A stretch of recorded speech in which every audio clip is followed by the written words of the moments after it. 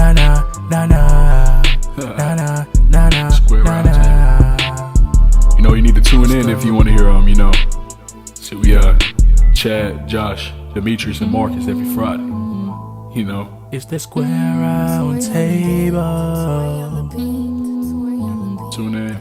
It's the Square Round Table podcast. Tune in every Friday. Let's have a blast. I know at work you had a long day. Just relax and tune in. Make sure you tune in weekly, every Friday. MajorsOnMusic.com.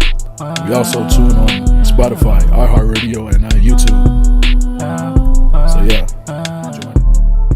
Hey, what's going on, my freaks and geeks? This is the Square Round Table podcast. I want to thank you all so much for tuning in with us this week. Guys, look, I know I say this every week, but we truly have a very special guest with us tonight. This guy has voiced over 600 characters in his career of being a voice actor. Yes, and some of which include Akuma, Raiden, and everybody's favorite clown prince of crime, the Joker. Please, guys, let's give it up for Mr. Richard Epcar. Hi guys, how are you? It's a pleasure. A pleasure, I tell you. A pleasure to be here. Yeah, it's so great to have you on here. Thank you. Oh yeah, it's great. And he's coming to us from the moon, which is amazing, you know. Yes. So. Exactly, right? Exactly. You know, We're going to astral project the show later on at the end. Exactly. Yeah. No, basically true. He's part of Elon Musk's project. So Yeah, I got a special pass. You know? Man. Yeah, the first. Don't get me started on that guy.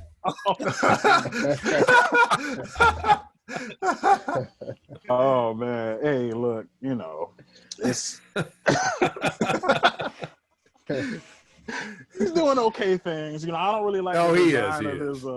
I don't like the design of his car. I always thought that car looked kind of trash. But other than that, the space car, the Mars car, yeah. Did you see that, Richard? It's kind of like a. The new one you're talking about, the new Tesla? No, it's like a truck, right? It's like a weird shaped truck thing. It looks really bad. Oh yeah. Well, it looks like a fifth grader drew. If you had $80 billion and you had a bunch of cars, why not? You know, right? And you're just like, well, I have nothing else to buy, so let me go ahead and get this. Who else is going to buy? You think a guy that actually uses his truck is going to buy that thing? Well, here's the thing about like these really expensive cars, like, because I'm the kind of guy. I'm just like, hey.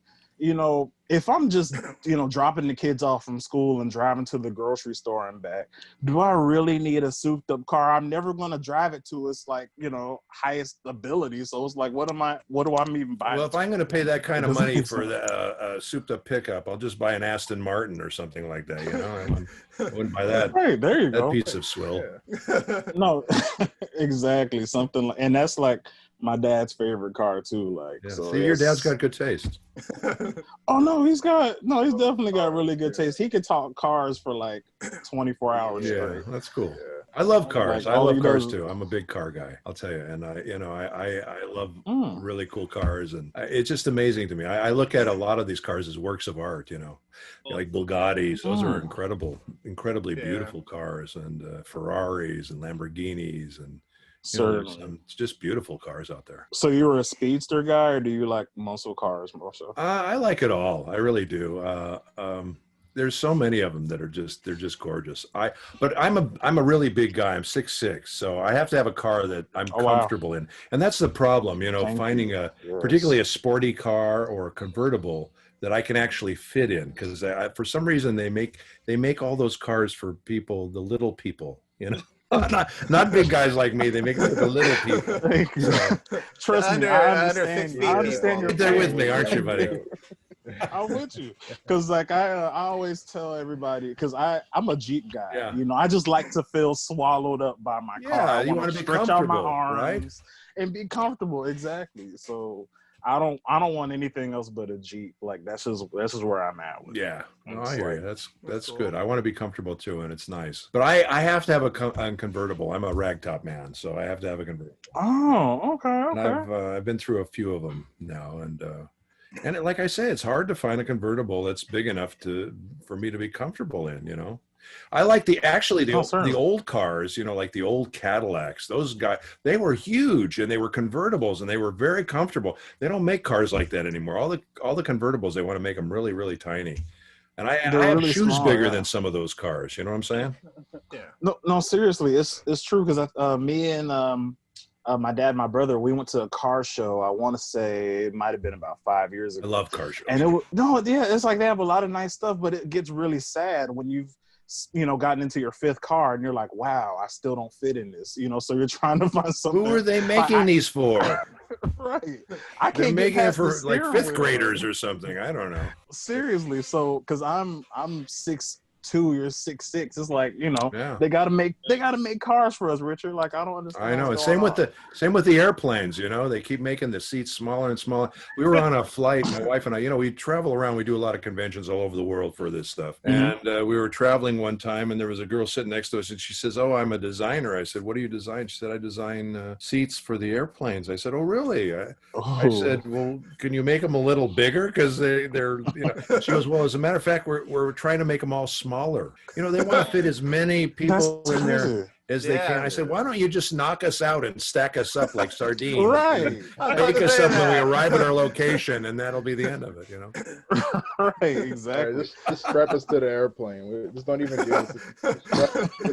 Honest to God, and it's like I always have to get I either have to fly business class or first class or at least get the extended seat thing because I'm so big. Because if I try to fly in a normal seat, the seat is right on my knees the entire flight, and I always sit behind a guy who wants to put his chair in my lap. So it never fails. So what are you gonna do? No, it's always when I take bad. off my belt and I wrap it around his head and I see, exactly. There you go.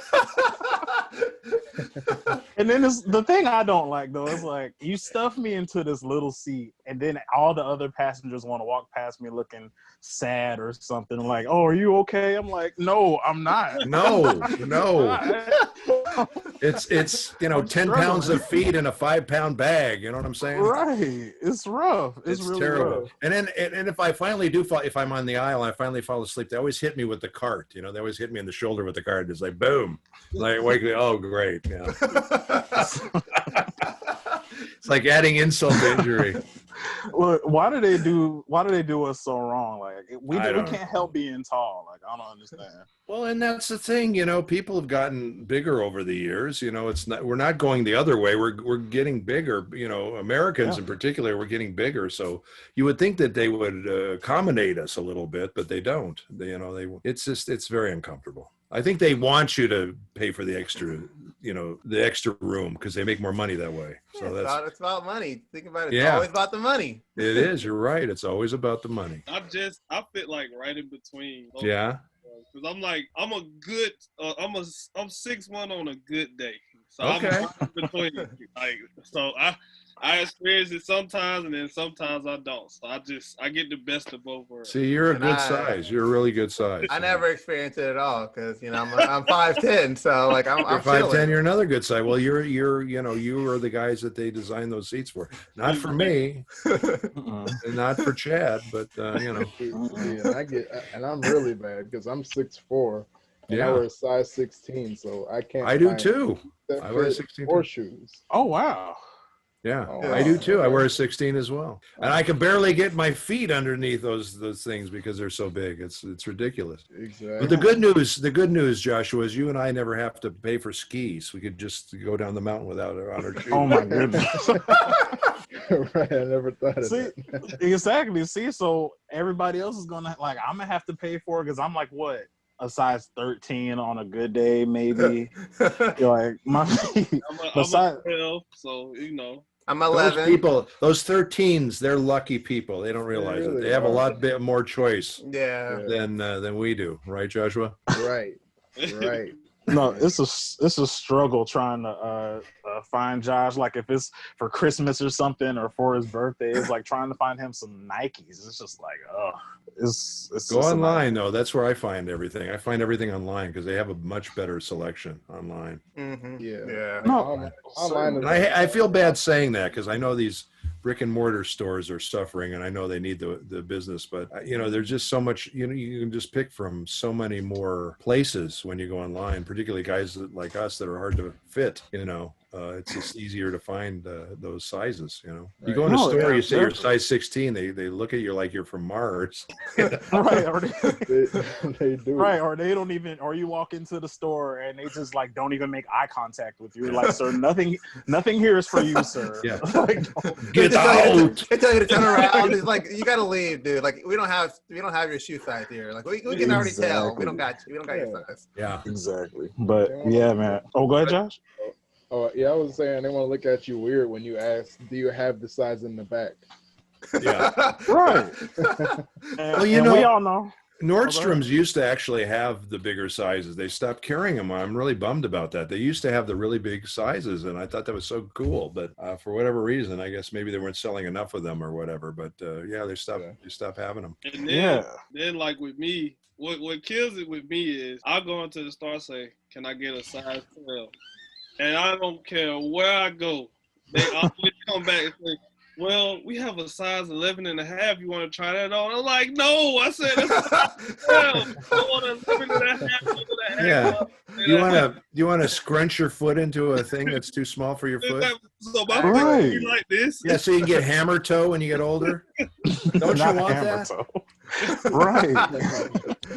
No, I'm not gonna lie. There's a couple times I've done that, trying to squeeze into some too little shoes. Yeah, we all do that. We all do that. It's happening. So. Yeah, we all did that. We were trying to impress the girls. We didn't want them to think we had big feet, So yeah. Exactly. Then you pull the shoe off, and they get scared. And then you're walking like Quasimodo down the hall. It's like, oh my God. Nobody wants that. Nobody. No, you dragging the Bigfoot behind you. It's like it's a struggle. But yeah, Dragging the Bigfoot. That should be the title of my autobiography, I think. Dragging the Bigfoot. Dragging the Bigfoot. By Richard Epcar. By Richard Epcar. No, that's a good name. I'm gonna have to take that. Yeah, Dragging the Bigfoot. You got to keep that. That's a good title, man. Dragging the Bigfoot. I like that. Now you just have to write the book that goes with it. I'm very close to finishing my book. Speaking of books, I know this is a little off topic, but I've been working on this book for, oh my God, at least 10 years now. It's a spy thriller, and you'll never believe this. This is the honest to God truth. The name of my book was No Time to Die, and that's the new James Bond movie now that they just came out with. So they stole my title, and I'm screwed, and I have to come up with another name for my book. I'm so bummed because it was such a perfect title for my book. But and I had it way before they had it, but what are you going to do? But it's a spy novel, and it's really fun, and I did a lot of traveling back in the day when I was supervising for DreamWorks and Universal, and I went and I supervised different movies, animated movies like Madagascar, Chicken Run, Galaxy Quest, Gladiator, some really cool movies that I supervised for them. And while I was traveling, I incorporated a lot of these cities and things into my book, and it was really fun. I had a blast. And I wrote most of the book on airplanes, to be honest with you, because I was on these airplanes forever, flying everywhere. So I would write the book. So I'm very close. My wife is helping me. My wife, Ellen Stern, who's another very well-known voice actress and director.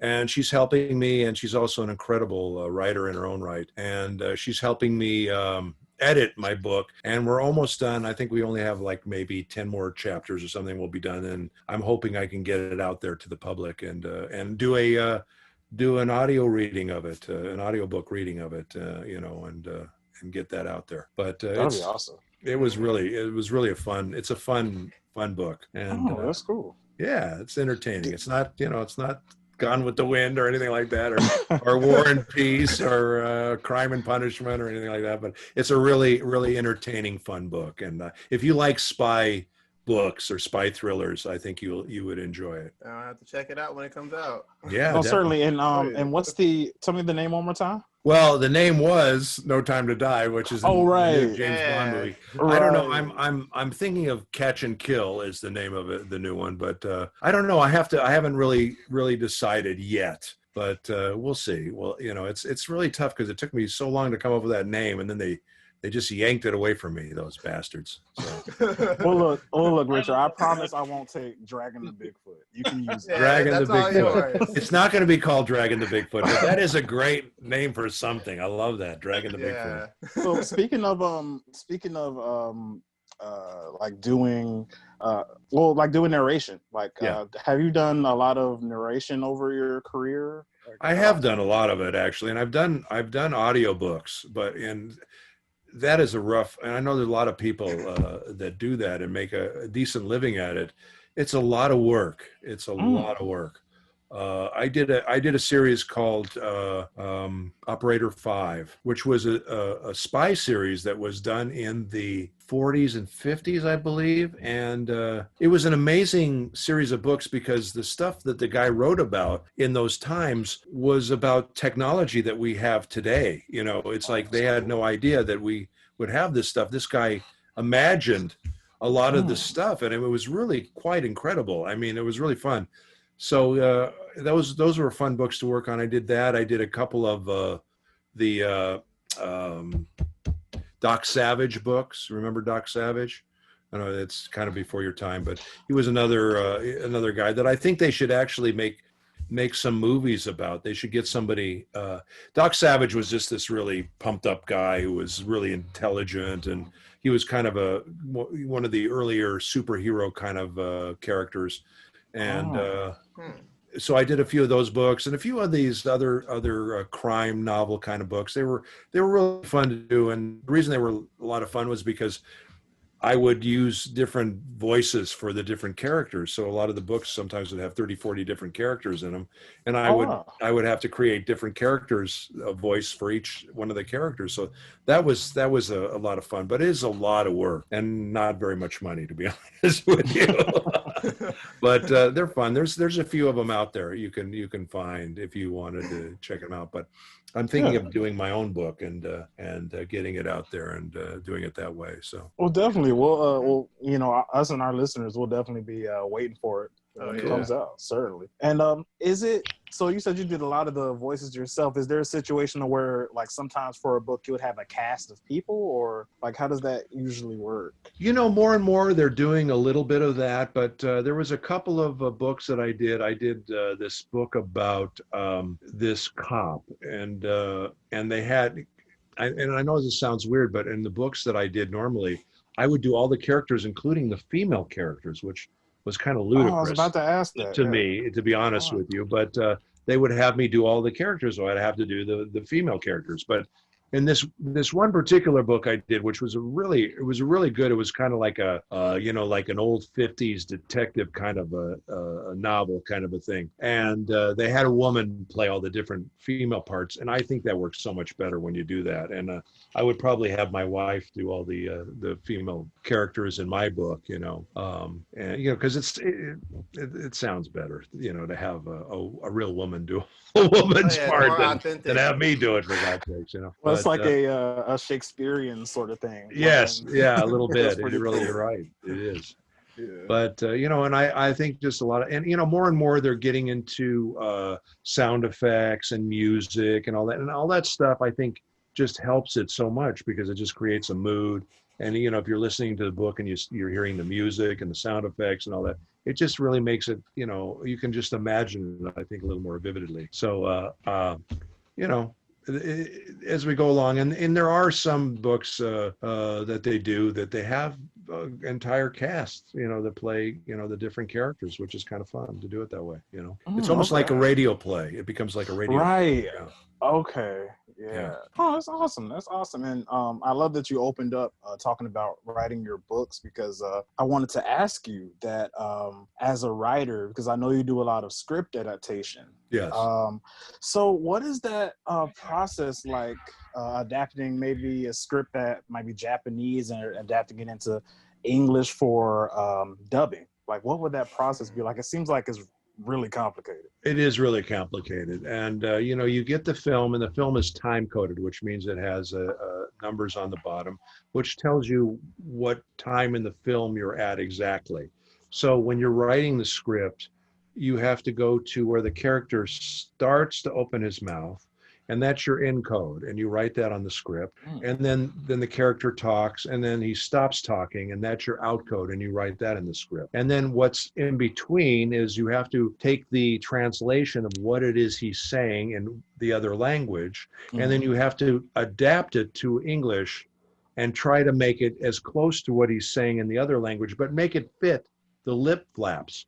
So if I'm putting my lip together, I've got to come up with a B word or a M word or a P word, because those are words that you put your lips together, and that's what's going to sell it when you have those we call them labials. So you want it to look as close to English as possible, and you know, I like to say when I do my scripts, I've done a lot of stuff for Lupin the Third. I've done a lot of stuff for Ghost in the Shell. I've done a lot of stuff for a lot of hundreds of different series and movies and live action movies too, which are even more difficult, because when you're doing a cartoon, the articulation of the mouth is not that great because it's just mostly flapping, but you still have to hit those labials, those M's and B's and B's. And there's what we call frigatives, which are V's and F's. You have to come up with words that fit that. But when you're doing live action, their mouths are moving, and you really have to make it fit whatever they're saying with English, and that is really tricky. And you know, we've done it so that you know you can. My rule of thumb is if you can forget you're watching a dub movie, then I've done my job. If you're not thinking about that this thing is out of sync, or he's saying something that doesn't quite match the way his mouth is moving, and it takes you out of the movie, then you've done a bad job of adapting and doing that show. But if you are watching a movie or a TV show or a cartoon or whatever, and you're totally watching it and you're not thinking about that, then I've done my job. You know what I'm saying? Yeah. How long does it typically take? So, and it's that process. I'm sorry? No, so how long does it typically take to finish that process? Oh, well, you know, it depends on, you know, and this is another thing too that's crazy, because they want to do everything in 5 minutes, you know, which is not possible. Particularly if you want it to be good. It's like anything. If you want to make something good, you have to take your time with it and do it right. But you know, there's a lot of pressure on to do these things quickly and fast, and that's why generally when I do these projects, I like to write the projects that I direct. Because a lot of times when I take other people's scripts, everybody sees it a little differently, you know. And when I take other people's scripts, they don't measure up that great a lot of times, you know, and I'm going to have to fix it in the studio anyway. So getting back to your question, usually they give you maybe, ideally you get a week on a 30-minute episode of something, but a lot of times they'll only give you 2 or 3 days to do it. And it's really hard because you really have to, That's crazy, to get through it. And it takes a long time. Because you're, you know, a lot of times you're going over and over and over that same line just to see what can I make it, what word can I put in there to make it look more like he's saying those lines, and it just takes a lot of work. It really does. People don't realize how much work goes into this stuff, and you know, it's tough. It's a really tough thing to do. But you know, I've done a bunch, and then I've done some that have songs in them. That's a whole other thing. And then you have to have them singing in sync, and you have to make it fit them out. And that's insane. That's really tough to do that. I can't imagine. I can't imagine. It's really tough. It's tough, but it's not impossible, but it is very difficult. Yeah. Are you usually on a team of people, or like? Or yeah, me, myself, and I. That's my team. Oh, okay. Either one-man team, guys. Yeah, one-man team. So, and I've been doing this for, God, how many years? 30 plus years I've been at this stuff. So I've been doing it a long time. And, you know, I like to think I'm one of the better ones that do this. And I've done a lot of Academy Award winning films as well, live action films that I've done and directed. And, you know, it just, you know, it's a talent that you have. Some people can be really good at it. I don't know if you hear my grandson in the background screaming his balls out. You can you know, some people really have a talent for it. Some people don't. I'm also a drummer, which I think helps me tremendously, because there is a real rhythm to this stuff, you know. That's awesome. And there's a rhythm to dubbing, and there's a rhythm to writing it. So if you can get in the groove of the rhythm, it really helps you a lot. And I think people that are musical or have any kind of a music background are have an easier time of doing this work than, sometimes we'll bring in the clients will want big celebrities to come in and dub some of these movies and things. And they're just terrible at it because, first of all, it's not something they ever do. And second of all, they don't really see the sync because they don't really do that kind of work, Right. So, so you have to kind of help them. And thankfully now we have Pro Tools, so we can slide things around and expand it and contract it. When I first started doing this work back in the day, we did, which was like Robotech, we did a million years ago. And we didn't have any of that stuff. We didn't have beeps. We didn't have Pro Tools. So you had to do a line and you had to keep doing the line until the line actually fit into the lip flaps. And then you would move on to the next line because you couldn't really move stuff around. You couldn't edit it or you couldn't really do anything with it. So it was much more difficult. And the people like me that grew up coming up in that stuff, we cut our teeth on that. And we're much more adept to doing this stuff than a lot of these new guys because they have the luxury of all this new technology to use. So it's much easier for them now. Yeah. That's interesting. So you were talking about like how long you've been in the business of dubbing, and I just probably want to know longer than all you guys have been made you- alive. No, seriously, because I'm only I'm 27. I'm only 29. I'm Yeah. I don't know what the hell 28, so- happened. I woke up one day and I was this old. I go, what the hell happened? Right, you were like 25. I was 25 and then boom. Crazy. That's what you guys got to, I'm telling you, it goes quick. It goes really quick. No, Definitely I'm does. telling you seriously, because we talk about that all the time. Because like I've known these guys, man. Well, of course, my brother. I've known him my whole Yeah. life. Oh, Even boy. then, he's 21. It's like, when did that happen? Like he was a baby yesterday. It's know. crazy. Like time just goes. My son just came home with his Seriously. son. He's got a son now. Oh, He's got wow. a 2-year-old son. And, Oh, wow, that's awesome. that's- Congratulations to him. That's Yeah. wild. But that's the And- circle of life, right?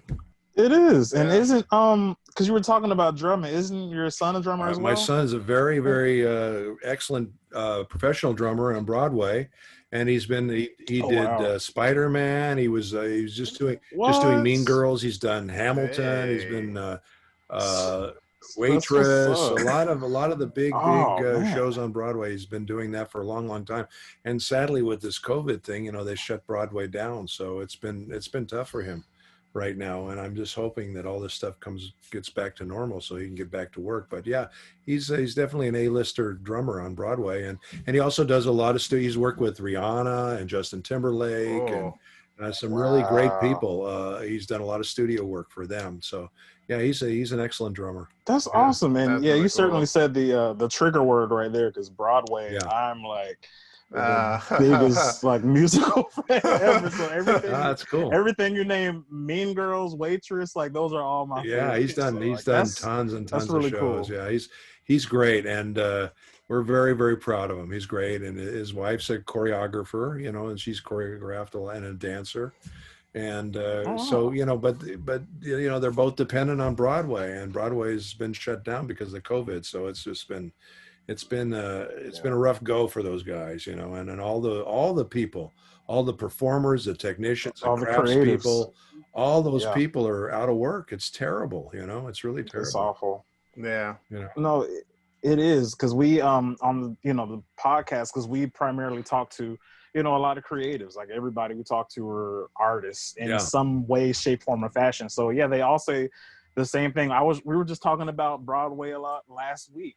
So it's crazy. Yeah, Yeah. everybody's been taking a hit. Yeah, it's really bad. And like I say, I thank God that, I can do my voice work from home. I have a booth here and I can do a lot of stuff from home. And I've already worked on about 5 or 6 games and a bunch of animation. wow. And, and I've done some original stuff.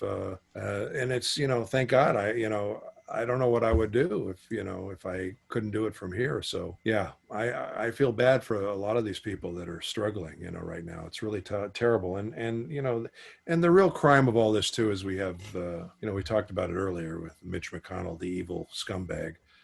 who's basically, preventing everybody from getting help. If you look at all the other countries in the world, every one of the countries are paying their people a monthly wage to keep them afloat, because that's the only way you're going to combat this stuff is keep everybody at home, 100%. pay them some money so they can pay their bills and stay afloat and keep their homes, and then we'll get beyond this. But you have to help people, and not just the billionaires, and that's all they care about. Exactly. The billionaires, Exactly. So and you see the fallout, like you said, from people that they go out there and get it every day, because people on Broadway, that's not the biggest paying job either. It's tough. It is tough. And a lot of them are very. Yeah. Yes, a lot of them are very hardworking people, and for them to be out of a job and then, like you said, have no way to get some sort of, income. Yeah, no help. Yeah, we're the richest country in the world. What the hell's wrong with us? Seriously. You wonder where the money's going, or where is it at? I can tell you where the money's going. It's going in a lot of their pockets. That's where the money's going, and it's really sickening. Listen, like I said, that's another 4-hour conversation, but it makes me sad. It makes me sad, Honestly. Yeah. I love this country, and I love what this country is supposed to be, but it has never really gotten to be what it's supposed to be. That's a great. I would love for it one day to actually become that country, and the country that everybody looks up to and respects, and treats all of its citizens with dignity and respect. And I would really love that. And that's what we're supposed to be. Exactly. So maybe one day we'll get there. Thankfully, I think this last election we're nudging back towards where we're supposed to be. But boy, that last some 4 sort years, of common sense. Last 4 years, it was like we were in a banana republic all of a sudden. What the hell happened? Man, it's like scandal. Yeah, it was a scandal, crazy. Like you said, it was it was like Bizarro.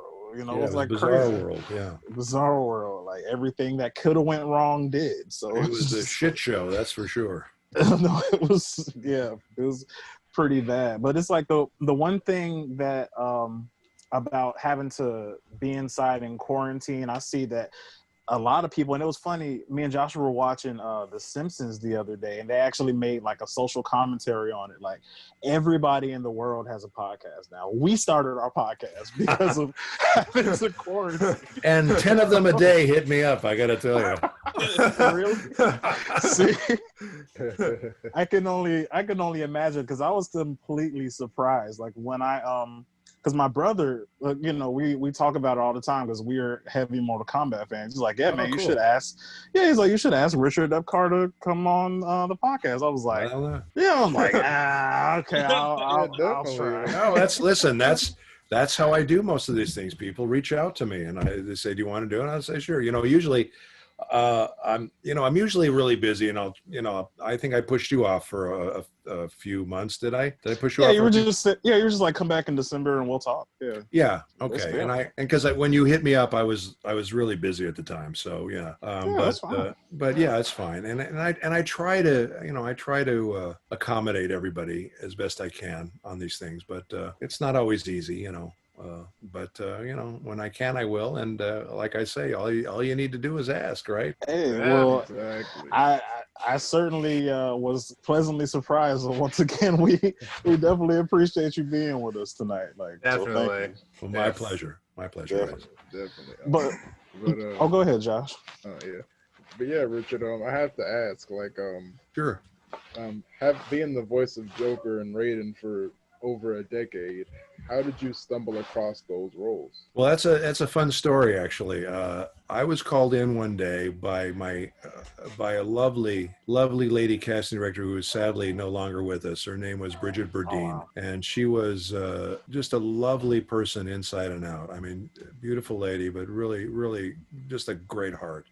And she really liked me and would bring me in for a lot of stuff. And she called me one day and said, I want you to come in for this thing. And the thing was Mortal Kombat versus DC Universe. And when I went in there, now you guys have to understand, I don't know if you realize this or not, but a lot of times when we go in for the jobs and for the auditions, we never get to see the scripts until we're in the booth. Oh, wow. I don't know if you knew that or not, but we don't get to see the scripts.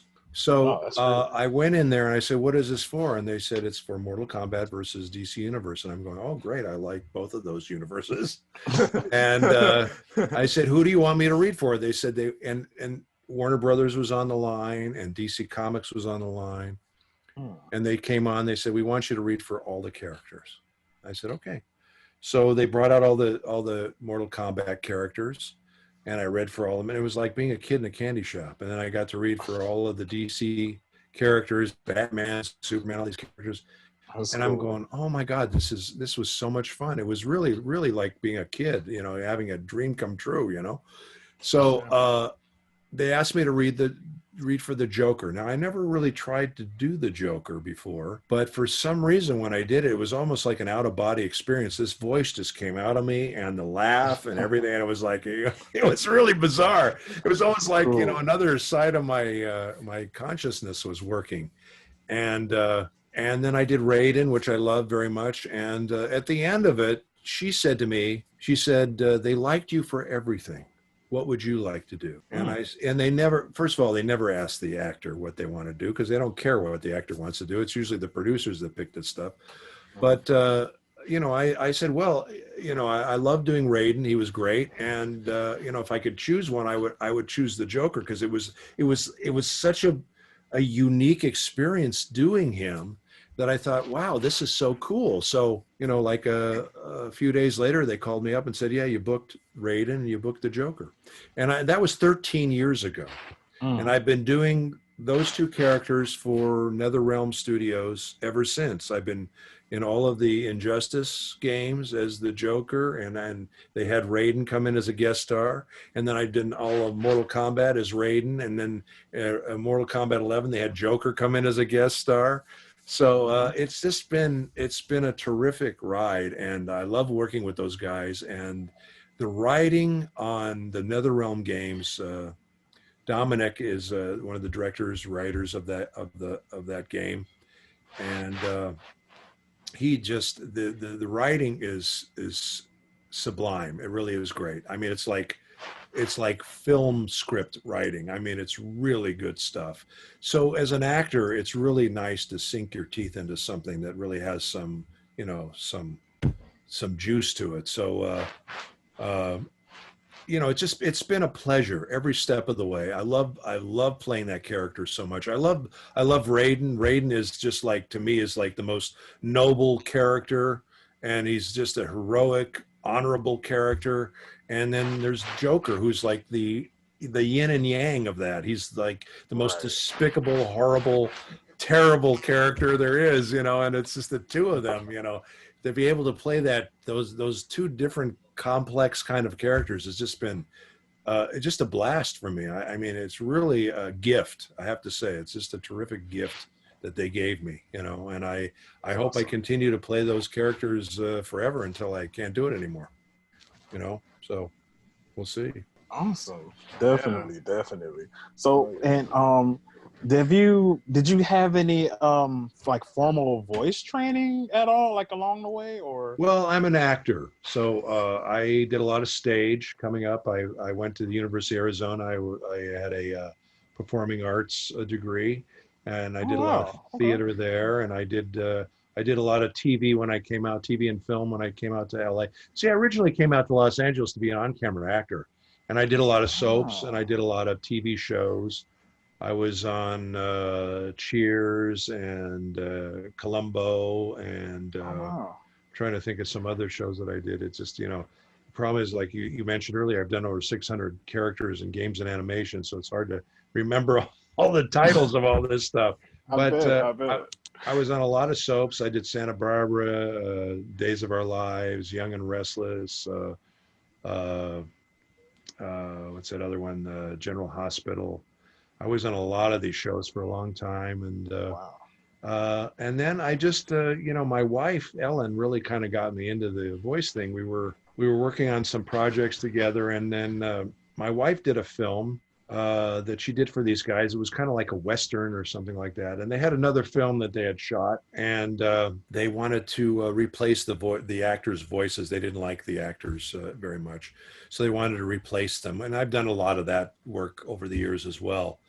But anyway, she said, "Can I bring my boyfriend?" Who was me, and I went there, and we auditioned. The guy said, "Have you ever done this before?" And I said, "Oh yeah, I've done it a million times. I never did it before in my life." And but it's like I said, it was the combination of being an actor and being a drummer that I was able to do the lip sync, because there's a rhythm to this stuff. So anyway, I got the lead in that particular movie, and they just loved me, and they, from that, this particular company cast me in a bunch of stuff, and from that I got cast into Robotech, which was an anime in the I think they started in the 60s, but I think it came out in the 80s, and it was on network television, which was unheard of at that time, to have a Japanese anime on television. It never happened before, so it became a huge hit. And we didn't think anything of it. We thought it was a silly little show and it would, go away and no one would see it. But it became huge, and because of that, I got asked to be in tons and tons and tons of shows. And then I started directing, and then I started writing, and it hasn't stopped in over 30 years. It's just been crazy. So it's been really a wonderful thing, and once again, I'm very lucky and very blessed to have this career. I'll tell you. That's a lot. Like you said before, doing on-screen acting, and then now it's like over 600 and counting characters. Yeah. Probably closer to 7 now. And it's twice the repertoire you got there. Yeah. And I Go was ahead. laughing, Richard, because when you were saying like all the soaps, I was like, God rest her soul. My great grandmother, she probably watched you in every one of those, because she made us take those and watch them. And I was like, it was either I could choose to do a puzzle or watch the soaps with her. And I used to be like, I'll do the puzzle today, because I can Well, having been on the soaps, I have to say they were pretty silly. I agree with you. They were really silly. But the fun thing about doing the soaps was you would have, if you were a decent character, you could have like 20, 30 pages of dialogue, which was great as an actor. Whereas I would do TV shows, and I would get like guest star billing, and I have like 2 lines or something like that, But it was a great place to cut my teeth in. And I was in Santa Barbara with I just thought of her for a second, and I just went out of my. She was just in House of Cards. Robin Wright, who was in Forrest Gump and all that, and she was in Princess Bride. So she was a character in Santa Barbara, and I was the bad guy. And I kidnapped her, and I was slapping her around and injecting her full of blue things, or whatever the hell it was. And, and she was just kind of starting out in the business too. And now she's a very well-respected actress, and she's done an amazing job. So I started out with a lot of these people, and I worked with Robert Culp's son. He played the mafia boss in General Hospital. I was his right-hand man in that. And we were on that for a long time. And, it was a lot of fun doing those shows. I got to tell you, worked with some really fun people. So, Yeah, you so got, was that? Go ahead, Mark. Oh, my bad. You just got No, you're good. My little 9-year-old attention span, because it was very short, so I couldn't watch nothing. I'm sorry, Marcus. I missed the first part of that. What did you say? Oh no, I was saying you just got to excuse my 9-year-old attention span back then, Richard. It wasn't personal. I just couldn't. Honestly, I was in them, and I could barely watch them. So, oh no! Don't feel bad. And the funny thing to me was, and this was the hard part about being in the soaps, because you would be on one day and you would talk about the same thing you talked about yesterday, and then the next day you'd be on the show talking about what you talked about the day before, and you're going, it was tough to learn those lines sometimes, because you're saying the same stuff a lot of times. Oh, they're just like trying to stretch it out. You know what I mean? Right. But it was fun. It was really fun. I had so much fun on those shows. I really enjoyed it. And we would, would come in, you'd come in the morning, and they do your makeup, and you had your own room, and you go in your room and you learn your lines. And I always brought a little tape recorder with me, and I would record everybody else's lines in there so I could run my lines with myself, and that's how I learned my lines. And it was fun. Listen, I love those days. I would love to go back and do more of that stuff. I've done a few little things. There's a really cool, if you guys get a chance, it's called Disconnected. It's a little film that I just did for a film. What do you call it? What do you call when they have a? It's like a festival. A festival, yes. Thank you. Okay. It's the water talking. That's strong water. I did this great. It's a really fun part. I play this homeless guy, and it's you check it out if you can. It's on. You can go on YouTube. It's called Disconnected, and just put in Disconnected Richard Epcar. It'll come up. But it's only about 6-7 minutes. Not very long. But anyway, and then my wife Ellen Stern has written this great sitcom for me and for her and our daughter called Life's a Bitch. And it's a really funny show, and we've got one little episode up, and you can see that on YouTube also. Go to YouTube and put in Life's a Bitch and Richard Epcar or Ellen Stern, and that'll come up, and you can see. And we work with Stephen Tobolowsky. I don't know if you recognize his name, but when you see him, you'll know who he is. He's been in a bazillion things, and he and I did a movie together called Memoirs of an Invisible Man with Chevy Chase and Daryl Hannah, and I was one of the bad guys in that. Sam Neill's in that as well. And so if you get a chance, check that out. That's a lot of fun too. And we're hoping that that'll get picked up by somebody, and we can do the series Life's a Bitch. And yeah, that would be awesome. Yeah, it would be awesome. We would love that. We'd love nothing better. Definitely. I mean, there's so many platforms now for, just shows and actors and all that kind of stuff. Like you got even YouTube is a platform, So we just did, my wife and I and my daughter again, we just did a thing called Country Matters, which we did a Zoom reading of it, and it's really fantastic. It's Hamlet 30 years later. Oh, and I play the king of Norway, I play Fortinbras.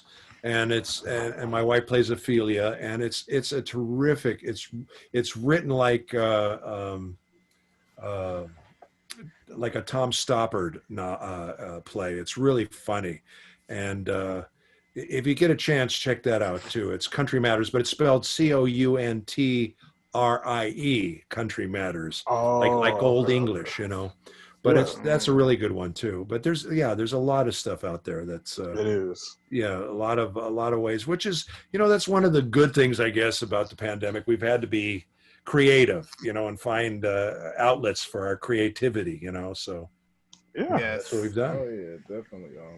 But no, more on what you and Chad were saying, Richard. Like it's definitely gotten to a point where there's so many ways you can advertise yourself. Like I visited your website. Yeah. And there was a little, you have a little section where your IMDb. Yeah. Me being a layman, I had no idea what the IMDb really was until I was like, oh wow, it's basically like a resume for actors.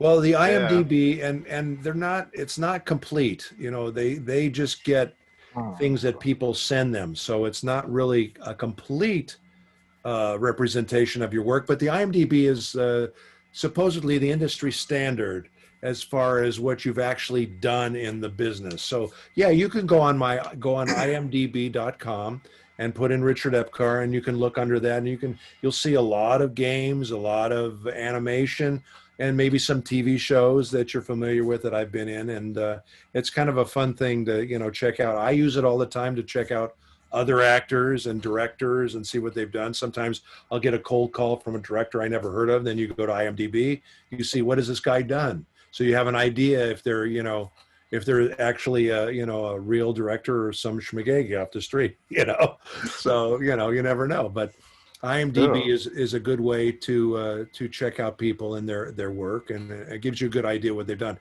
But it is not complete. Like mine is maybe 2/3 complete. It's really not. There's a lot of stuff on there a lot of stuff that I've done that is not on there. So, and I've never really contributed anything to my IMDb. It's mostly other people that put stuff on there for you, but it has to be legitimate, and they check everything out. So, people can't, BS about what they're going to have on there. So, yeah. Oh, And for all of our listeners and viewers out there, the fact that his like IMDb isn't finished shit is crazy because it's packed. It's like, I Yeah. checked out their IMDb too. It's so much to go through. I'm like, oh my gosh. So the fact that you have more to put on. Oh, there's a lot more that's missing. But yeah, it's a, you know, IMDb. And also, I'm glad you brought up my website, because that's really nice. If you go to richardepcar.com, you can see my website. And there's a few little snippets of some of the things I've done on there. And there's, you know, there's my IMDb, and there's a lot of fun stuff. There's a lot of pictures of me at conventions with fans, which is really fun. Awesome. And there's also a section there, if you'd like, that you can go to and you can purchase an autograph picture of one of your favorite characters. Oh, okay. So, and there's about 15 different, you know, everyone goes, don't you have this? Don't you have that? It's like, I can't have all 600 of them on there. That would be impossible. You know? So I try to pick, you know, like some of the more the fan favorites. The fan favorites, yeah. So, you know, if there's something on there you want, and Christmas is coming up, this is a good time putting in a plug for richardepcar.com. If you want to get that special autographed picture for your loved one or friend, it's a good way to do it. Definitely, guys. So with Christmas around the corner, all of our listeners and viewers, if you're a fan of Richard Epcar, definitely go out there, man. Get your girlfriend, your sister, your brother, your mother. Go get them an autograph from Richard. Bring them all down. Yes, bring them all down. Get a signed copy. Exactly. But and I was actually going to ask that because I know since of course the pandemic, there hasn't been a lot of actually going to conventions. Have you done a lot of like the virtual conventions? Yeah, I just did one actually yesterday. I did a Robotech panel, which was kind of fun. For actually, I think they're in Georgia. It's TigerCon. Have you heard of those guys? TigerCon. You heard of them, Marcus? TigerCon. TigerCon. I believe they are in Georgia, actually. Okay. Don't you guys have an Air Force base in Georgia? Yeah. Yeah. Where is it? Because I know this is interesting. Last time I went there, and I went in person. It was before the COVID and all that. I went to TigerCon, and it's a really small little con, but it's a really well run con. And Brian is the guy who runs it. He's a really, really super guy. But he and his colleagues, they're all from the Air Force Base. So these are guys, they're all military guys, but they're really into anime and all this other stuff. So when I went and did the convention there, we did the convention, and it was like, you know, a regular convention. But at the end of the convention, they took us on the base, and I got to fly a couple of fighter pilot, have those simulators. So I got to fly a jet simulator, and I got to fly a C-130 simulator, and that was crazy. I'm telling you, that was crazy stuff. Is that something you would get into? Shoot the bad guys with the machine guns. Is flying a plane or learning how to like fly? Is that something you'd be interested in going forward? Or I don't know. I mean, you know, unless you're in the military, it costs a lot of money to get your pilot's license. That's why a lot of the commercial pilots are from the military, because they're trained, they have the best training in the world. And then they go from that, they go right in. But there are a few pilots, very few, that actually pay for the lessons and learn how to do it. And you have to log so many hours and that sort of thing. But I don't know, you know, I mean, you know, if my problem is free time. I have so little free time. But if I could, you know, why not? I mean, I think that would be a cool thing to know how to fly. You know, I wouldn't fly anything big, you know, maybe a little Cessna or something, but it would be kind of fun to learn how to do that. A buddy of mine, Mike Forrest, who's also a voice actor, he's retired now at this point, but he has a little Cessna. He took me up. This is kind of a funny story. He took me up in the Cessna. This is the first time I've been in a private plane. As soon as we get up in the air, the door opens up like this, and I'm looking down and I'm seeing the ground underneath me. And I said, Mike, the door's open. He goes, oh yeah, it's broken. Don't worry about it. I said, what? Mike, he goes, you're buckled in. Don't worry about it. You're not going to fall out. So I said, but I'm looking down. I can see everything. You know, Right, I'm having a whole panic attack. Oh my God, I was freaking out. So anyway, we land. We at another airport. We had lunch. We got back in the plane. I said, "Okay, now I'm going to close this damn door." And I closed it, and I made sure it wouldn't open. It wouldn't open at all. And so, second we take off, we get in the air. Boom, the thing pops open again. I go, "God damn it!"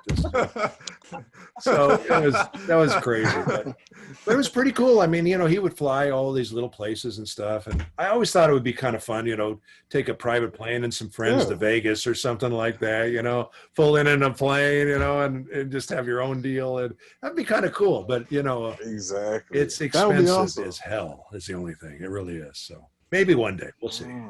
Yes.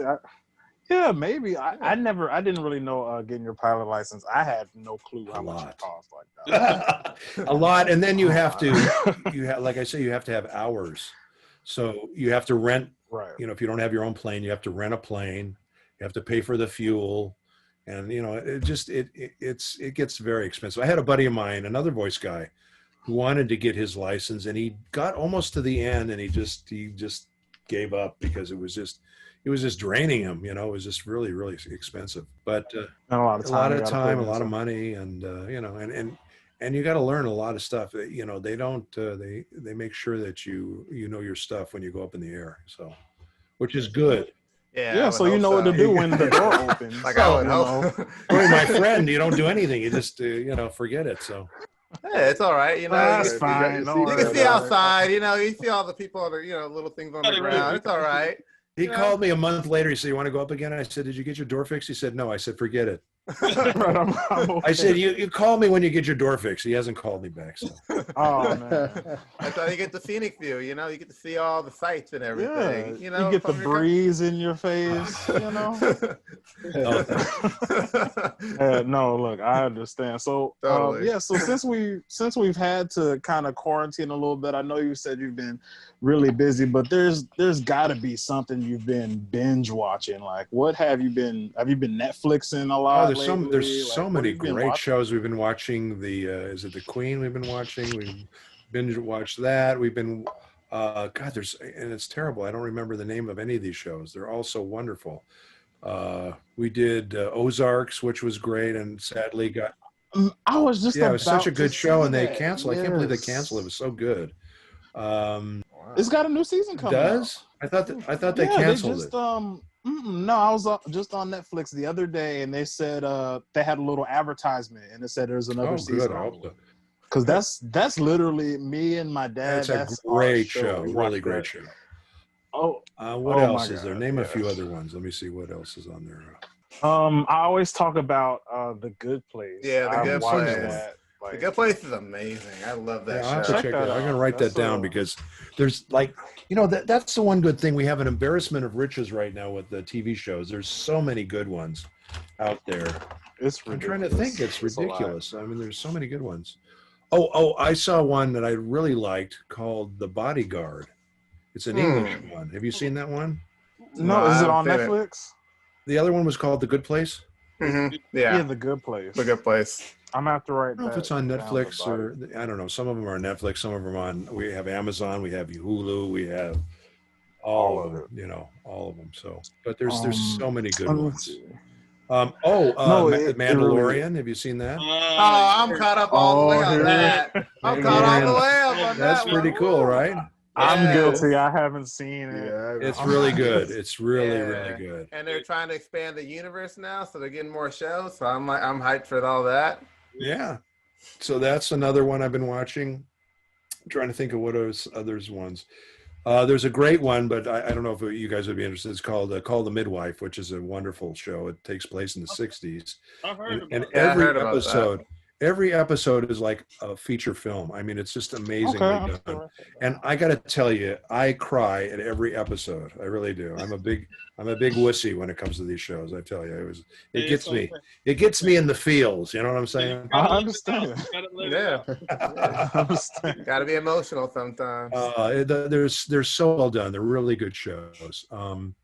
And then what else is there? There's a lot of good English ones. I started to watch Pennyworth, which looked kind of interesting. It's about Alfred the Butler when he was growing up. I when he was wanted to younger. watch that. Yeah. He was a secret agent, and it's kind of, I think that's a cool show. So I watched a few of that, and it looked kind of interesting. It was kind of fun. What else? There's so many good ones out there. What's the one I was watching? I was watching one, I think it's called The Hunter. It was with Al Pacino, and it was like about a... Oh, yeah. Wow, yeah. I love the show. I hated the ending. Yeah, I got to finish it because I was like, it was getting so good, so I'm glad you said that. I shouldn't tell you that then, but I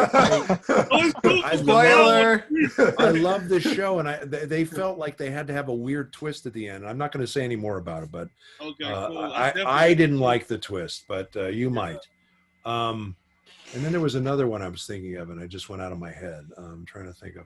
God, there's so many good ones. So many good ones. It is. I've been catching up on a lot of old shows too. Like I liked Twin Peaks. I never really watched it. Twin Peaks is great. You know what I've been watching? This is crazy. I've been watching Mr. Lucky. You ever even heard of that show? I've heard about it. Heard of it. Mr. Lucky, and the other one is Peter Gunn. Peter Gunn is freaking cool. No, I've never heard of it. Oh my God. What is it about? If you like old black and white noir kind of series, Peter Gunn is the coolest, man. It's really a cool show. Peter Gunn and Mr. Lucky, they're both by the same guy, and they're really kind of cool noir kind of shows.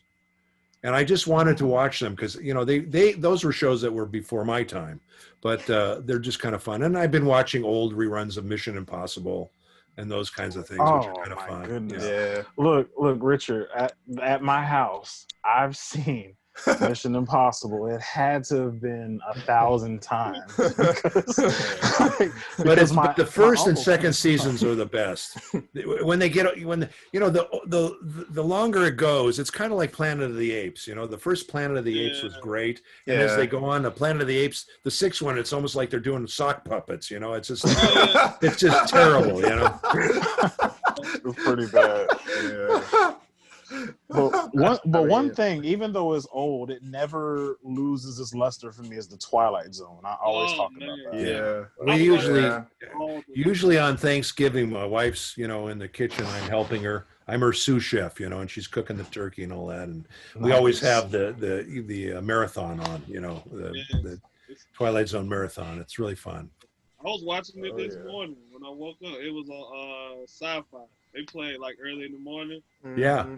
If I'm up, I'll just sit there and watch all of them till it goes off. I love it. Yeah, they're great. And when you look at these things, they look like they're shot for $30. It's like basically there's no set hardly, but they're great because the writing was so good, Exactly. And one thing I like about like old media like that is you get to see that they didn't have, like Star Trek, stuff like that. They didn't have a lot to work with, but what they had, they did a great job with those practical effects. I'm like, everything now is just completely saturated in CGI.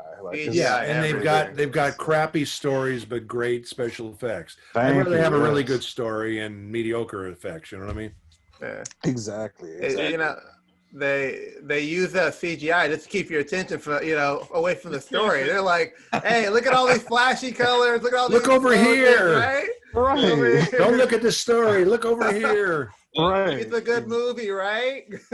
It's funny that like we're talking about like old stuff because like with me, the guys know with me, I watch my shows and stuff, but I'm like a big like movie buff. Like I love to watch like films. Like my quarantine has been like watching like all the films I can get out. Like I went back and watched some of the older, like I seen your poster, so I was like, man, I was just watching the older James Bond film a couple months ago, and I was watching them, and I was like, man, these films are almost better than the new ones because the old Sean Connery ones, you can't beat them. You can't beat them. They're the best. Yeah, no.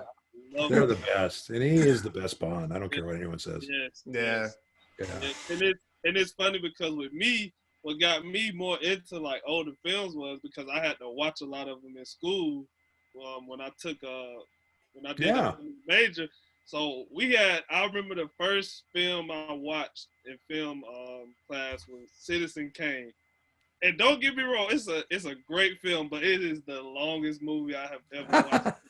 It's the longest. I'm talking about. It is a long movie, but it is a great movie. It really is. Movie. It's a great movie. It's because it really like set the bar for like, you know, films at that time. So like it's a great movie to watch. Do you know that every one of those sets, none of them had ceilings? I was wondering why they was like so big open. Like there was no ceilings in any of the sets. Isn't that weird? That is wow. Yeah. Because I guess they dropped all the lights. All the lights were in there, but they never had ceilings. Or that was a great movie, though. What a great movie!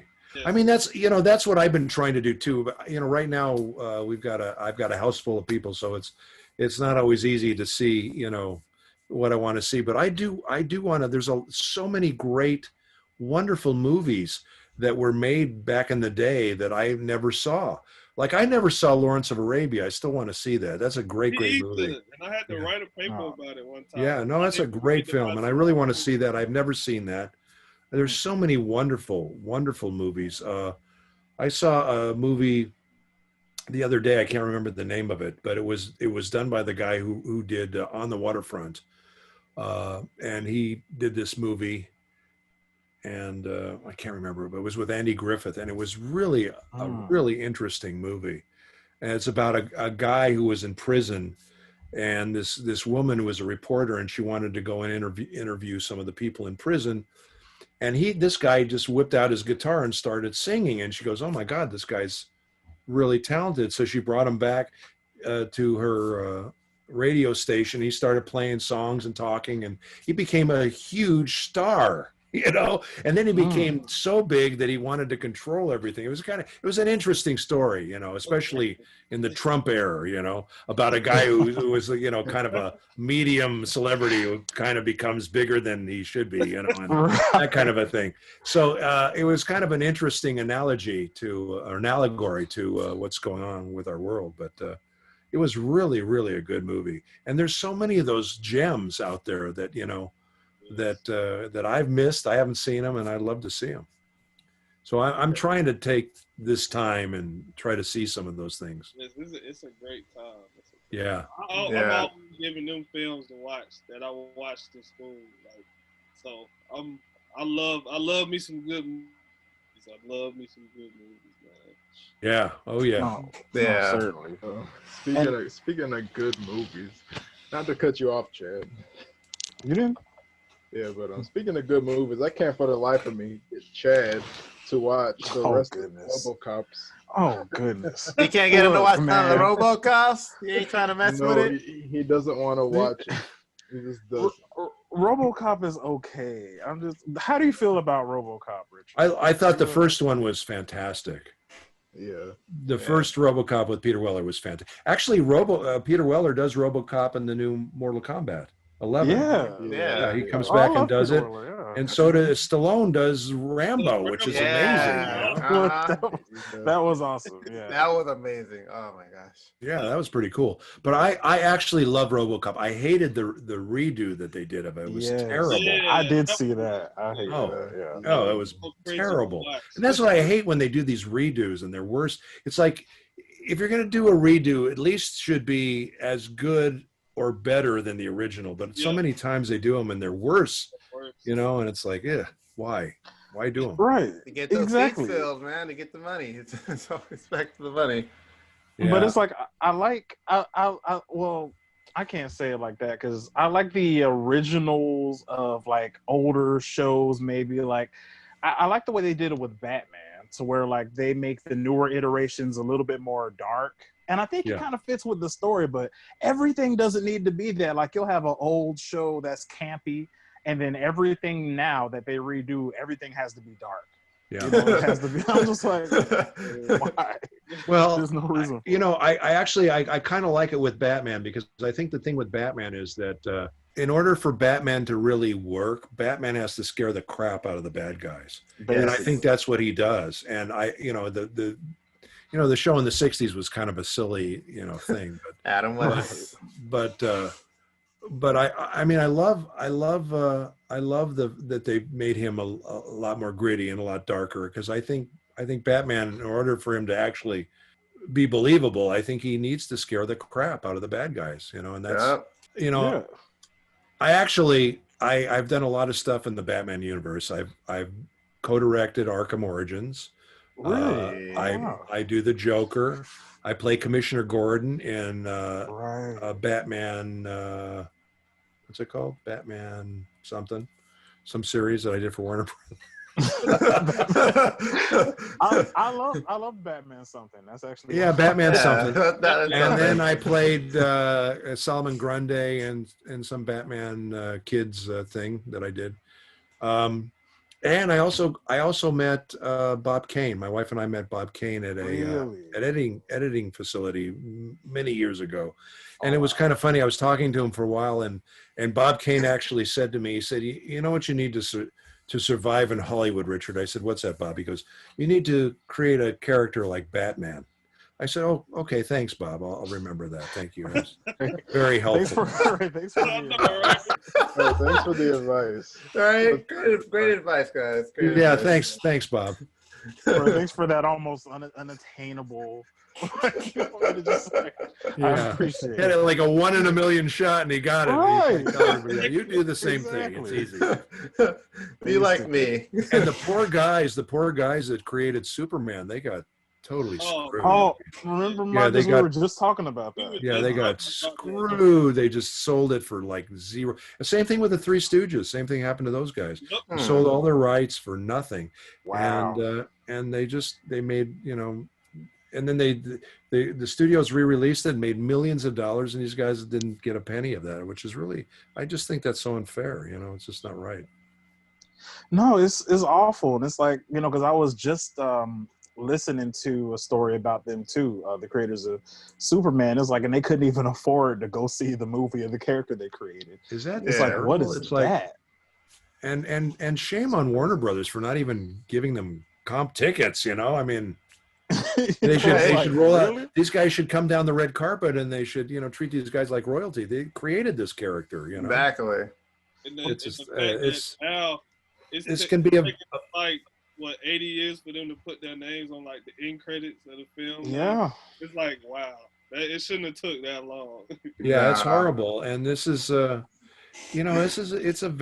can be a very tough business, this business, I'll tell you. It really can be. Yeah. But it's like you see it all the time. Slowly easing my way into it. Yeah. I mean, I can't. Just dip in a toe at a time. Just like, man, but it's tough though, like, because I can't imagine being in those guys' shoes. Or you see a lot of people today, like I know Taylor Swift just got into a situation where she was fighting for her masters, and you have Lil Wayne that just sold like his masters and all that kind of stuff. It's like, man, so you get to the point, and that's gotta suck, like not owning your own voice or your own music, or it's just like, no, it's horrible. It's really horrible. Yeah. Listen, we're in the same boat. I've done tons of shows, and you get paid the initial session fee, and that's it, and you're done. And they can play this thing over and over and over and over again, and you don't see one penny from it. So, really, yeah. I mean, it's not true in all of the shows. Some of the shows you get residuals on, but a lot of the shows you just get a session fee, and that's it, and goodbye. And it's the same with all the games. We don't get any percentage. That we would like to get a percentage of it. It'd be great if we could, but we just get session fees, and then we're done. And then some of these games make billions of dollars, and that's not right. I'm sorry. Yeah. It's like, give us 1% of it, the thing. It's, is that going to kill you? But yeah, it's kind of bad. There's a lot of greed in this business, I'll tell you. And it's another 4-hour conversation.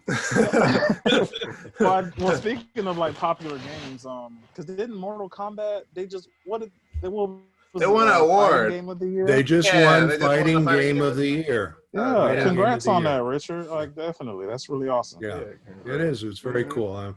And congratulations to them. They, like I say, and I think the reason they won it, aside from the fact that the game was a lot of fun to play, but is the writing. Their writing is really superb. It really is great. And Dominic does a great job. Ed Boon does a great job. All those guys really, really on top of it, you know, and really do a great job. And, you know, I mean, we've all seen that franchise come from a little silly, you know, arcade game to what it is now. And it's just, it's incredible. This, you know, and this is what drives me nuts, because I'm, you know, part of the thing we talked about Robotech, you know, Robotech is another thing that started out at the same time as Transformers, and look how big Transformers is now. And Robotech is still, you know, they've dropped the ball, you know, with this thing. It could have been huge like Transformers, and they just really dropped the ball on it. And it's really kind of sad because, well, they're saying now there's going to be a live action movie of Robotech, which I'm sure will help everything a lot. But you know, they could have done this years and years ago. I mean, we did the series in the 80s, and then we had to wait 20 years to do the sequel, which I co-directed and played Captain Vince Grant on. But it took 20 years later to do the sequel. It's kind of ridiculous, you know. And these guys had what I think is a cash cow, which had they, you know, had they known what to do with it and promote it.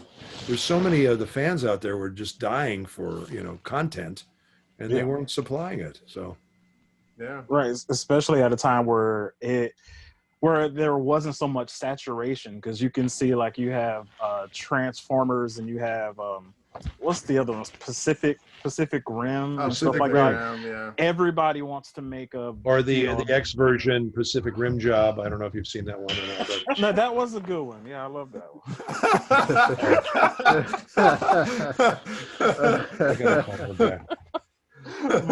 one.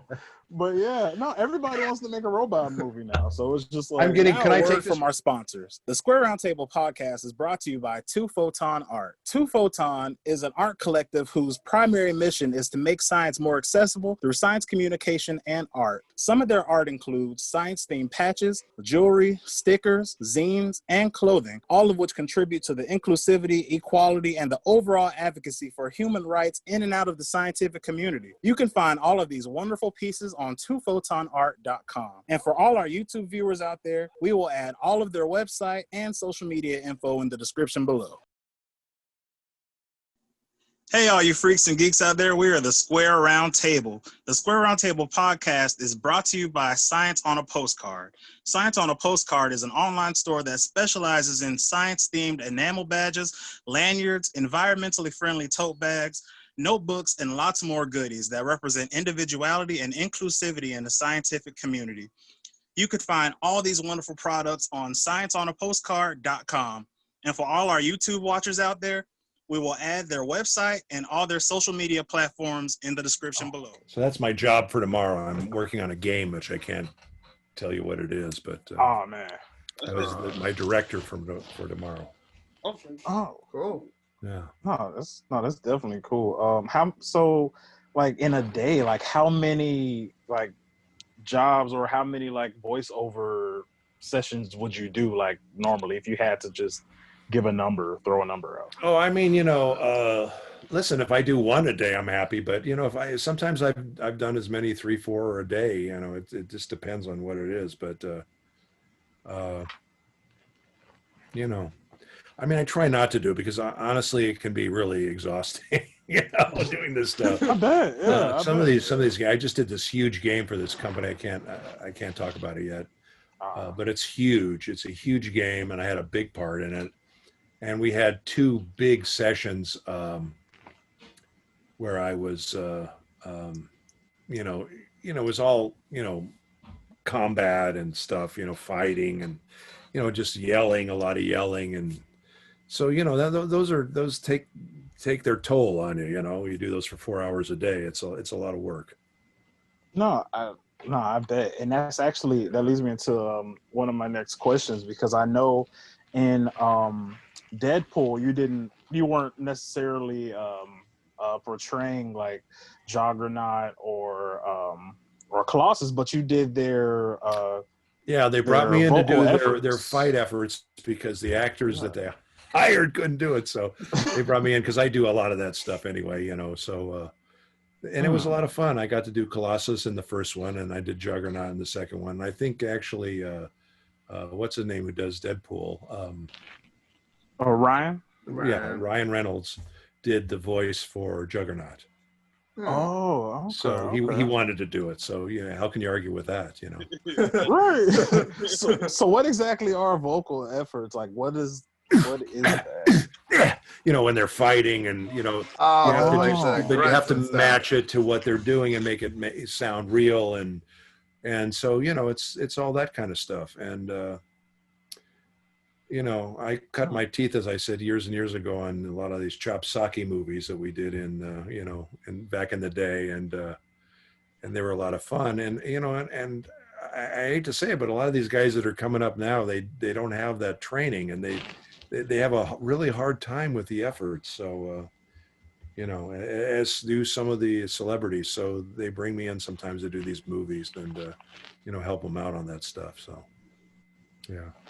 That's cool. Oh, it's just surprising, like the technicality of it. Like you said, some actors, a lot of the celebrities, they have problems with, doing the efforts and, making, I guess that sort of the pitches that you need to have, or the amount of energy that you have to put into screaming. I guess it's harder for a lot of the on-screen. Yeah, they're not used to doing it, so they don't know how to do it.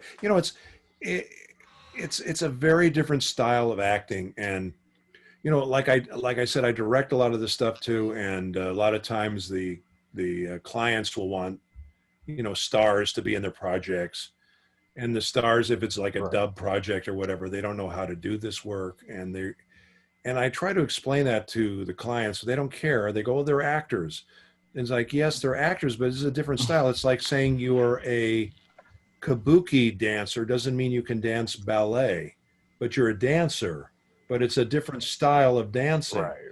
So, this whole thing it's very different. And some people can do it. And listen, there are some, like Bryan Cranston and I did a lot of stuff together back in the day, a lot of dubbing together. He's great at it. Wow. And there are people that are very good at it that can do it. But most of them don't do it, so they don't really know how to do it. And then they kind of freak out when they get in there, and they just have no clue. And thankfully now we do have like Pro Tools and stuff. We can move stuff around and kind of make it work and make it fit. And so that helps a lot, but it's a different style of performing, and not everybody is attuned to doing that. Yeah, Rich, it's interesting how you keep bringing up Pro Tools, and all the other guests that we had previously say Pro Tools. So what is Pro Tools? So Pro Tools is a program that you record to, and that's pretty much the industry standard. That's what all the big studios record, from little studios to Warner Brothers to all the big studios. They all record to Pro Tools. And basically, when you're recording, your voice will show up as a waveform on Pro Tools. And with that waveform, you can cut it, you can move it, you can shift it, you can expand it, you can contract it to make it fit into a particular place. So it's very, very helpful, and it's a great tool that they have. Before, we used to record to just to reel-to-reel, big giant reel-to-reel tape reels, which is it's really almost impossible to edit those things. You have to literally cut them by hand and cut them in. That's the way they used to do it back in the olden days.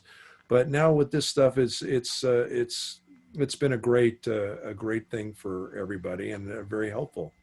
So it's the industry standard, and pretty much everybody uses it around the world. Okay. So is that like a lot of what you use in your, like, do you have a home studio? I do have a home studio. I do. And I have a booth that I use, and where I'm sitting right now is my desk, and you see I have a talkback mic that I talk to the people in the booth. Oh. And I have a setup here, and I have dual screens. So whatever I'm seeing, they see in the booth. And I can go in there myself in the booth, and I can record all my stuff myself. and then I'll come out here and I can edit it and send it, you know, to where I need to send it. But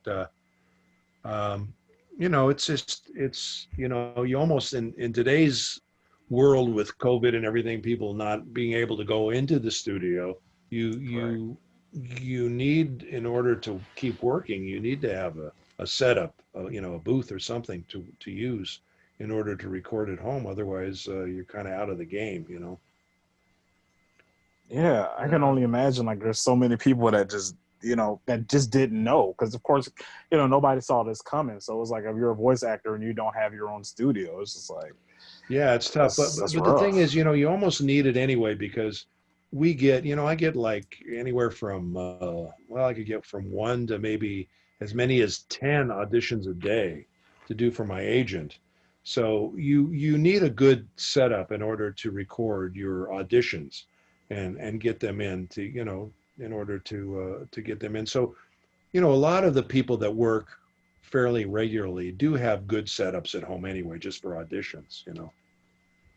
oh, okay. Alright. Well, we'll say if you're let's say if you're like a layman to all of that, and you're just a relatively new person trying to get out there voice acting, what would be the more important things that you would need to get started? You mean if you were like trying to create your own home studio or something, or? Yeah. Well, you know, the thing is, a lot of people do, if you have like a walk-in closet at your house, or if you have a closet with a lot of clothes, you can go in and record in that, because that actually, those sound pretty good. Sometimes those sound better than the booths, you know. And in fact, I did a giant game, and before I got my booth, I did a giant game in my wife's walk-in closet, and I was in there for several days. It was very uncomfortable, I got to tell you. In the middle of summer, it was really hot in there, but it sounded fantastic. So, you know, and what the clothes do is the clothes deaden the sound, so they don't hear the room tone. That's what they don't want to hear. They don't want to hear the room tone.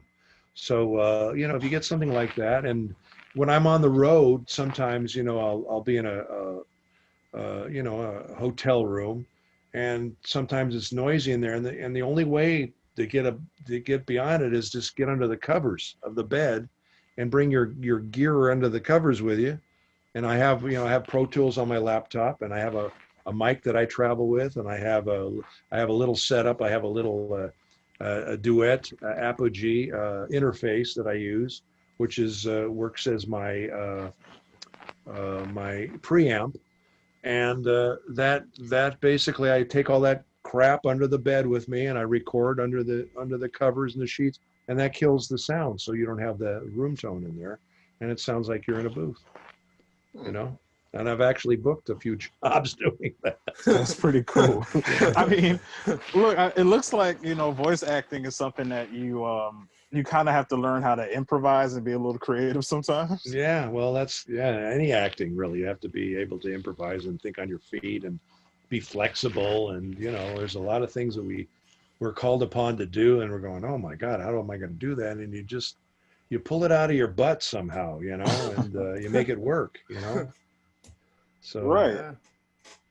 That's what's up. And crazily enough, that was the last line from Pacific Rim Job. pull it out of your butt. That's very nice. I like the way you went in full circle on that. That's what we do circle on back the Square around. Round Table. That was a Circle it great all the line way from around. Pacific Rim Job. That was a very good line. But yeah, so the biggest thing though that I wanted to know, because I always find it interesting, because we have talked to a lot of creatives and a lot of voice actors, and I just like wanted to know, how did you even get into it? Was acting something that you knew that you always wanted to do? Did you kind of trip and fall into the career? Like how did you navigate your way into acting, period? Basically? You know, I always wanted to be an actor, I think. You know, when I was a little kid in kindergarten, I used to write these little silly plays, and I would have my friends and I would perform it for the class.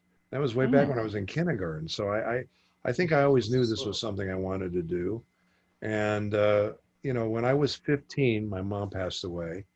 and I was really, sad about that. And my sister took me to a movie, and that movie was Goldfinger with Sean Connery as James Bond, and that was the first time I'd seen a James Bond movie, and I thought, oh my God, this is fantastic. I thought, well, I either want to be an actor or a secret agent. And I thought, well, I'm too big to be a secret agent because they would kill me in 2 seconds. They would see me too much. So imagine I'd rather be the actor playing a secret agent than the actual a secret 6'6" secret agent. Yeah, that wouldn't be too secret, actually. It'd be obvious agent is what it would be. So, I was very inspired by that movie, and I just, as I went along, I did a lot of plays in junior high school, and I did a lot of plays in high school, and then I went to college, and my stepmom at the time convinced me not to go into. I wanted to go in the drama department, and she said, "No, you'll never make a living doing that. You should become a commercial artist," because I had a little ability to draw. I wasn't great, okay. but. She tried to convince me to be a commercial artist. She said, you'll make more money doing that. So anyway, I went in the art department, and I hated every second of it. And I was walking past the art department, it was next to the drama department. They had, a poster up for auditions for the Crucible. So I went in there on audition, and I got the lead in the Crucible. And the dean of the drama department called me into his office, and he said, what's your major? I said, well, I'm a commercial arts major. He said, if you switch to performing arts, I could give you a full scholarship. Would you be interested? Wow. I said, hell yeah.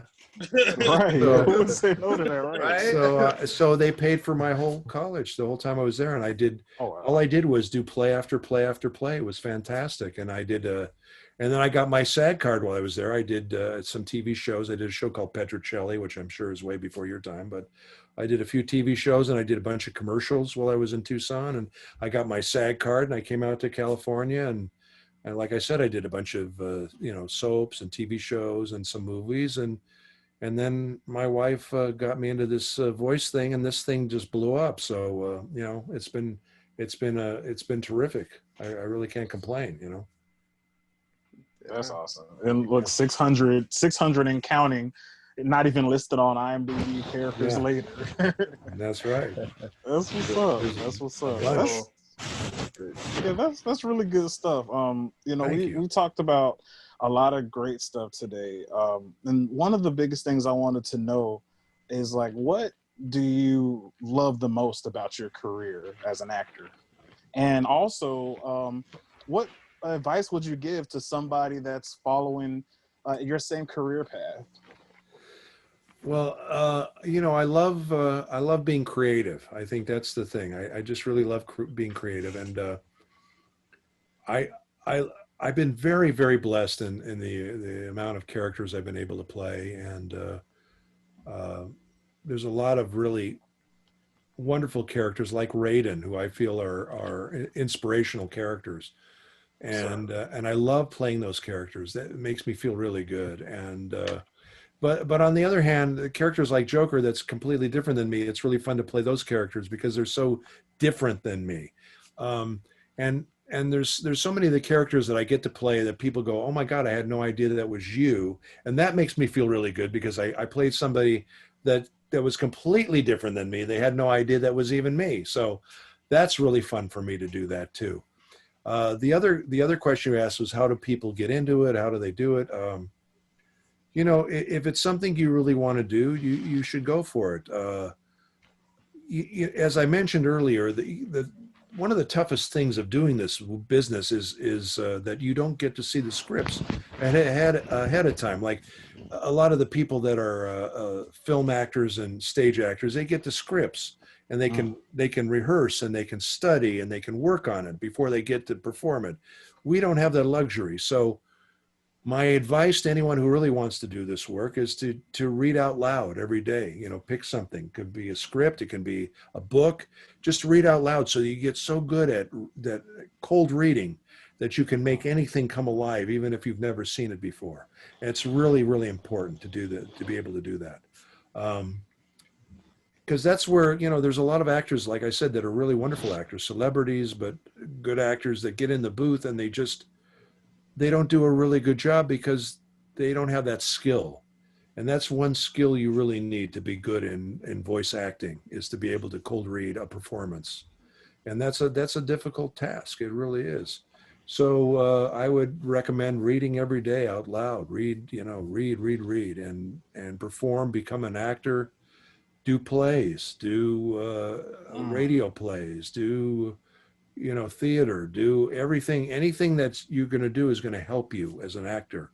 It's going to make you grow, and it's going to push you, and it's going to push the envelope, and it's going to give you skills that you can use later on in other characters. So I think that you want to work and do your best, and if you really want to do this, you got to train like an athlete trains. You really have to be serious about it and go for it. But don't. Here's my best advice I can give to anybody who really wants to do this work.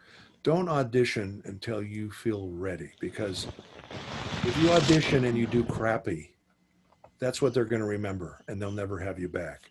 So wait till you feel like you're competitive. Wait till you're really in the pocket and you can really, do a good job and you feel confident about your work. And listen, you don't have to do this on your own. You can take classes from people that you respect, look them up, see who they are. If you're a young man, you can go to a junior college or a college and take some speech classes, take some acting classes, take some voice acting classes if they have it. Some of the colleges now have voice acting classes, and just do as much as you can. The more you do, the better prepared you'll be to get work in this business. And then go out there, and then when you get an audition, go in and do the best you can, and then be polite, thank everybody, leave, and forget about it, and go on to the next thing. And that's the way you do. That's the way you survive in this business, Okay, well, that's a lot of good stuff for all of our listeners and our viewers out there. You heard it from the man himself, and that's really great what you said about just not pushing yourself out there when you're not ready. Like the preparedness is what's really important, because a lot of the times, even outside of acting and whatever kind of career path you want to be in, a lot of people, including myself, I've gone through it too. I'm just so ready. I just want to do it. I want to do it. And then, you misstep, and you realize, okay, I could have been a little bit more prepared. And listen, that's okay too. Listen, you can't beat yourself up about that either. All those things, you got to use them as learning experiences. When I first came out to Hollywood, they said to me, "You'll never work in this town because you're too tall." And then I started working like crazy, and everybody said to me, "Oh, you're working all the time because you're tall." So it's a bunch of crap, basically. And the thing is, you just have to go for it. If it's something you really want to do, then pursue it. And if it's something you really want, then nobody can tell you no. You know what I'm saying? Awesome. You just go for it and just keep doing it, and then just keep getting better. And then you'll get so good that they can't say no to you. You know what I mean? Yeah. So that's the way you do it. 100%. Those are great words. No, I appreciate it. No, I appreciate that. I'm 100% here for it. Good. Yes, 100% agree. All right. Yes, but it has been such a pleasure having you on with us. Thank you for having me. It's been a pleasure for me as well. Of course, and just like any other guest, we definitely want you to let our viewers and our listeners know whatever you can tell us that you have going on right now, and let them know where they can find you on social media, all of that good stuff. Well, like I said, I'll recap real quick. There's a couple of things you can see on YouTube if you like. Life is a Bitch with Richard Epcar and Alan Stern. Country Matters with Richard Epcar, Alan Stern, and Jacqueline Epcar. And then we're going to have another Life is a Bitch thing that we're editing right now. It's going to be on YouTube pretty soon as well. And as you know, Mortal Kombat 11 just won Fighting Game of the Year. We're very excited about that. And I have a bunch of new games coming out. Sadly, I can't talk about those yet. There is, I don't know if the new, I think they took it off. It was the new Ghost in the Shell. It was 2045. Ghost in the Shell Gets 2045. It was on Netflix. I'm not sure it's on there anymore. I think they took it off, sadly, but that was a great show, and it was all CGI Ghost in the Shell with the original cast, which is great. The new Lupin the Third movie, which is also in CGI, which is coming out to theaters and streaming as well. I play Jigen in it. I was in the original cast and I'm Jigen, and I directed the original Lupins, and the Lupins that were on Toonami and Cartoon Network. Lupin 4 and 5, and my wife co-directed 4 with me. And so the new movie's coming out, which I did the adaptation for. And it's I really wanted to see that in the theater, but COVID kind of cocked that whole thing up. But those are a few of the things that I have going on right now, and it's a lot of stuff. There's a lot of stuff going on. So it's been great. Yeah. Seriously. Oh, and where can they find you? They can find me at, you can go to my website at richardepcar.com. Like I say, please buy an autographed picture right now for Christmas. It'd be a perfect time. richardepcar.com. And you can also find me on Instagram. Please join me on Instagram. Follow me on Instagram. I need followers. I'm really anemic on Instagram because I started way late in the game. So I would really like some people to follow me on Instagram. So if you could do that, I would appreciate that a lot. So that would be great. The other thing, of course, I have Facebook and Twitter and all that stuff, but those I don't care about. It's Instagram is where it's at. Yeah, y'all better go out there. All of our listeners, everybody, majorsonmusic.com, everybody on YouTube, go follow Richard Epcar on Instagram. Go follow him, follow us, follow everybody on this podcast today. Yes. On Instagram. And nothing else, Instagram. And watch Pacific Rim Job. Yes, great film. And if you actually find Pacific Rim Job somewhere, we are sorry. Oh boy! If you actually find that movie, see, I knew I couldn't get through this interview without getting in trouble somehow, right? Hey, look, it is all good. Somebody please update Richard's IMDb. Yes. Hey, exactly. We want the other 200-300 things on there. Exactly. Anyway, thank you guys very much. It's been my pleasure talking with you. You guys are great guys, and I highly recommend listening into their shows. They do a great job, and thank you for having me as a guest on your show. Of course. Anytime. And right before you go, you guys know what time it is, right? Shameless promotion. Yes, definitely. So yes, guys, we are the Square Roundtable Podcast, and you can catch us every Friday on majorsonmusic.com at 10 a.m. Pacific Time, 12 p.m. Central Time, and 1 p.m. Eastern Time. And awesome. You can catch us on YouTube, at the Square Roundtable, but also follow us on Facebook too. Plug that. Yeah. Sure. But you can find us on YouTube on Fridays at the Square Roundtable. If you like our video, like it, subscribe, and hit the notification bell, and also comment, because we love reading comments. We love it. Yes. And we love reading comments. Please send me a link of the show. Would you do that for me? Yes. Oh yes, we definitely will. We'll send you a link, and for all of our post viewers it. and listeners. I'll post it on all my different pages. Oh, that would be amazing. Thank you so much. Of course. And we will put all of your information that you just gave us in the description below. So for all of our listeners out there, no worries. Richard's information will be below. And before we go, guys, I would like everybody, including our awesome guests, to introduce themselves again before we sign out. And I am your host, Chad Singleton. Dmitri. Josh Singleton. I'm Marcus. And I'm the guest, Richard Epcar. And this has been the Square Roundtable. We are out, guys. All right. Peace. Thanks, guys. Hello, everyone. Season's greetings from the Square Roundtable Podcast. From all of our families to yours, we'd like to wish you a very Merry Christmas and a Happy New Year. To close out our show, we welcome back award-winning gospel singer Roy Moye III to sing the Christmas song. Take it away, Roy.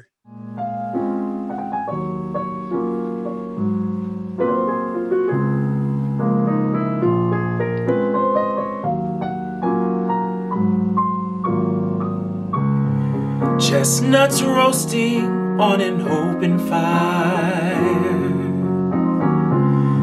Jack Frost nipping at your nose, Yuletide carols being sung by a choir, and folks dressed up like Eskimos. Everybody knows a turkey and some mistletoe help to make the season bright. Tiny tots with their eyes all aglow will find it hard to sleep tonight. They know that Santa's on his way. He's loading lots of toys and goodies on his sleigh. And every mother's child is gonna spy to see if reindeer really know how to fly. And so I am offering this simple phrase to kids from 1 to 92. Although it's been said many times, many ways, Merry Christmas to you.